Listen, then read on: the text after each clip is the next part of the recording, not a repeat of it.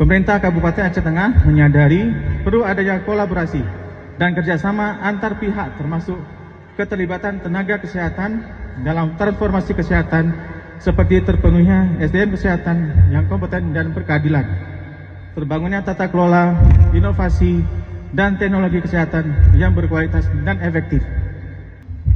Jadi sebagai penutup, kami ingin mengucapkan terima kasih kepada Persatuan Perawat Nasional Indonesia, dan sekali lagi saya mengucapkan selamat ulang tahun kepada Persatuan Perawat Nasional Indonesia yang ke-40.